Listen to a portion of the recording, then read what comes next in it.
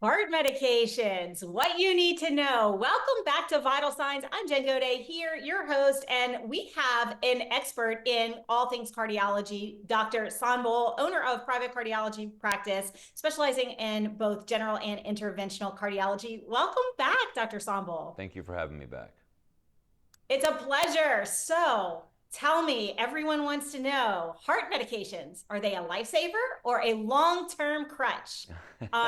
A lot of people are put on heart medications, they don't fully understand how they work. Mhm. Can you sort of explain to us the role of common heart medications? Sure.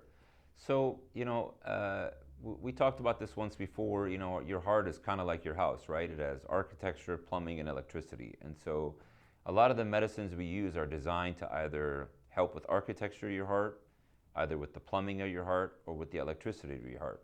So, let's just kind of break that down. So, architecture would be things like heart failure, for example. And there are people that have, low heart function, that's called low heart function heart failure, or normal heart function heart failure. And in both those situations, certain medications are definitely needed to help prevent people from having what we call heart failure exacerbations. And a heart failure exacerbations where people are short of breath because they're retaining fluid because their heart's not pumping well. And so those medications, I think all patients would consider medicine a crutch, right? Nobody wants to take pills every day, but they are life-saving and they do affect your survival and affect hospitalizations and affect your symptoms, etc. So, in that situation, I would consider them not to be a crutch because if you don't take them, the alternative is that you could be sick all the time, be in the hospital, you could potentially die. There are a lot of complications that may happen from that. Same with medications that we use to prevent blockages in the heart. So let's say somebody has a blockage and they needed a stent and to open up that artery or to fix that artery, for example. There are medications that they need to take that unfortunately, again, could be a crutch because they're taking a pill every day. But if they don't take it, the alternative is that they may have some major complications, including death, actually. So it's really important, for example, when people get a stent that they take their blood thinners. And I emphasize that so many times to my patients that there's a minimum requirement that they actually have to take it for at least a year. And then after a year, you can discuss the pros and cons of, continuing the medication or stopping the medication. But there are other medicines that they have to stay on lifelong. So there's really good data, for example, behind cholesterol drugs. I think that's one of those drugs, if they put it in the water, people would probably live longer because it has really good data as far as the prevention of not only primary heart events, but secondary heart events after you've had one. There are medicines that used to be things that we used all the time, for example, like aspirin, which we now know if nobody's ever had heart problems or never had a stroke or never had a reason to be on an aspirin, taking a daily baby aspirin is not required anymore. So I think as time moves on, we are able to figure out what medicines are more important than others. But for certain patients, unfortunately, this is required, and it's not fun to take a medicine every day, but it is required to prevent chronic illness or chronic diseases from being exacerbated. The same with people with heart rhythm problems. I mean, we put them on medicine to control their heart rhythms, to keep their heart rhythms at control, and to keep their heart rhythms normal. And if we don't put them on the medicine, in certain situations they can take it as needed, and other situations they need to take it all the time because if they don't, again, it just exacerbates that disease. And so part of what we do in medicine and in cardiology is really treatment of chronic diseases, right? It's not really cures. We don't have a lot of cures for things. So we don't have a cure for high blood pressure. We don't have a cure for diabetes. We don't have a cure for blockages, but we have treatment of those chronic diseases. And our goal is really to treat the disease and hopefully prevent future events from that same disease process. So I'm going to ask you the next question, and Mhm. I get this question a lot. I was in sports medicine, and so athletes will ask this, or their parents, and that's like the misconceptions that some people have about medication in general and side effects, and so what should patients be asking their doctors before they start or stop a medication? What do you wish people would ask you that maybe they're not or they're afraid to? Sure. So, I mean, I think medicines are complicated and, they go through this really rigorous process of, before they're put out for the public to be able to use and for us to be able to prescribe them. Now, if anybody's ever picked a medicine up from the pharmacy, they get this big insert that's like 8 pages long with, I don't know, 3,000 side effects to every pill that you give them, right? And in those situations, the drug company is required to report anything that somebody may complain about as a side effect of the medication. Now, it may be a very rare side effect where, maybe 1 out of 1,000 people get that side effect, and it may be a common side effect. So I think the important thing, not only as a prescriber but as a patient, is to outline, what the medication is going to do and what the purpose of that treatment is, but also what are the most common side effects that we see in practice. So, for example, and a lot of it doesn't correlate with the literature. So, if you took statin drugs, which are cholesterol medicines, the literature will tell you that maybe 1% of people have muscle aches related to them.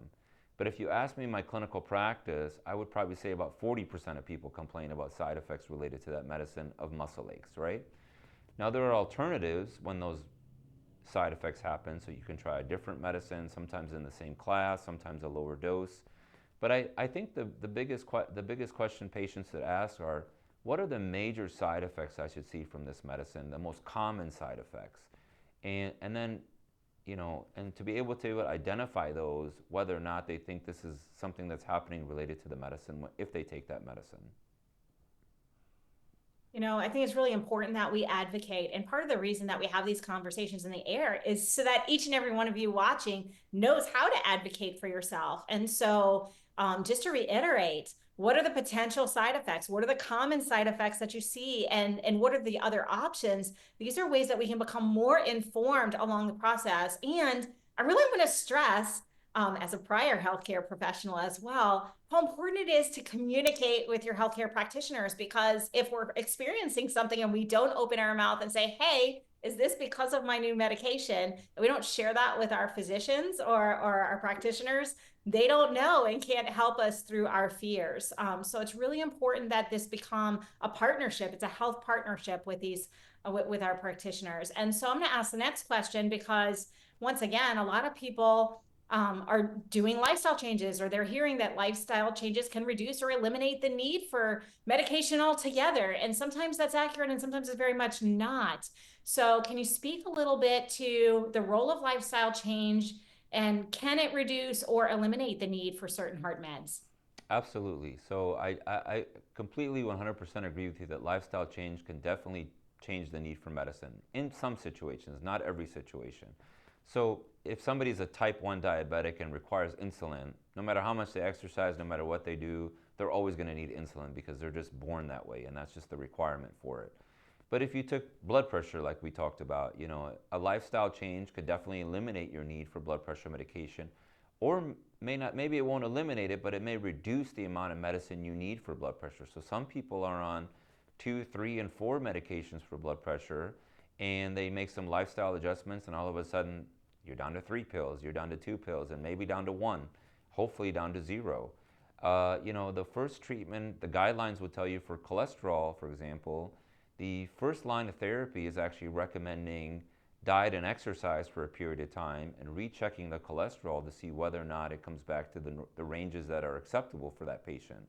And those patients are divided, obviously, whether they have other risk factors for heart disease. But before you give somebody a pill for cholesterol, the first recommendation is diet and exercise. So I think there's a big role for lifestyle modification. And that lifestyle modification can be simple, right? It's just a simple walk like we talked about before, a simple, just changing a dietary habit, maybe packing your lunch instead of ordering out while you're at work. So those simple adjustments can actually lead to huge gains, in my opinion. Absolutely. And I'm going to ask the next question because it's a question that I've asked in the past and I've heard it asked a lot. And that's, if I'm having a side effect from a medication that was prescribed, is it okay for me to just go treat that over the counter, or should I consult with my healthcare professional? I think it depends on the side effect that you're having. Some side effects clearly require you to seek attention, but I think if you think you're having a side effect related to a medication that was prescribed to you, I really think it's important to contact the prescriber and have that discussion with them, because it may not be related to the medicine, and it could be something else that's going on. It's hard to say, but I would never just go try to treat it on your own. I think in that situation, if you're having a side effect related to a medicine that was prescribed, the important thing is to discuss that with your provider to make sure that you address that correctly. I want to say that louder for the people in the back. It's never okay to self-treat what you believe is a side effect to a prescribed medication. Make sure Right, you consult with your practitioner. It's right, so important right, for you to have that conversation. Many, many times that can complicate things even more. So, right. Dr. Sonbol, thank you so much for your expertise, for demystifying heart medication for us and sharing what we need to know to advocate for our health. How can people reach out to you if they'd like to learn more, or if they're interested in maintaining you as their physician provider, their provider for heart services? Yeah, I have a website online that has our office number. They can call us. They can look us up on Facebook, Instagram. I actually have a YouTube channel now, so they can find us all over the internet. So if you're watching this, definitely reach out to Dr. Sonbol. He is truly an expert in the space. Thank you so much for sharing with us today, demystifying heart medications and all other things related to our heart health. We appreciate you. Thank you, Dr. Sonbol. Thank you. And you, yes, you stick around. You're not going to want to miss out on what's coming next. We'll be right back after these messages.